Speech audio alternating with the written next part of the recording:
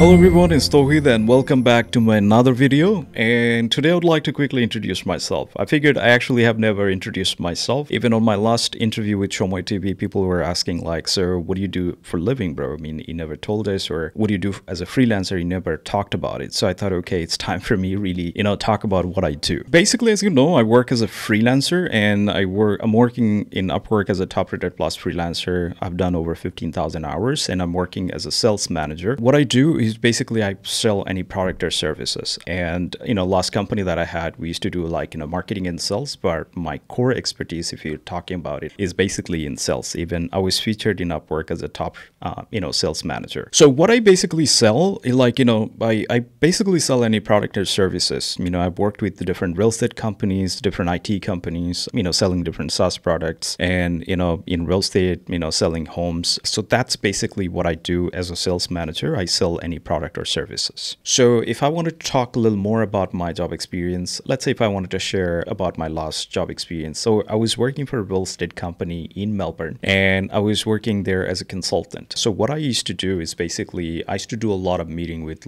Zoom meeting. So basically it's in person. So with a client. So my job was to basically talk to the client and see what they're looking for, whether they're looking for their buy first home or investment property. So basically as a company, we used to sell houses, right? As a company, we used to buy a lot of lands from the land office and, we had a construction partner.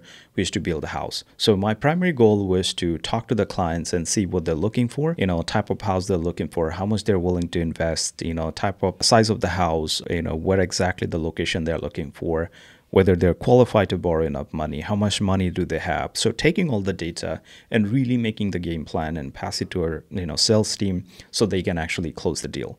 So after some times, I got really good experience and my company, they promoted me as a property investment advisor where I started closing deals, right? So my primary goal was to basically, as I said, talking to the client, get all the data and make a game plan. On the second meeting, I used to take the projects based on their requirement. I used to take house, like a land size and design of the house and taking all the data and present them and really convince them with all the strategy we had, hey, the location, capital growth of the area, why they should buy the house, how this house can actually help them buy another house, how this house can financially benefits them, really convince them because, it's buying house, people are buying house for $600,000-$700,000. So it's not really easy to convince them. But yeah, I did it successfully. It was hour, 2 hour, 3 hours meeting, and I used to talk a lot of strategies and then really convince them to buy the house.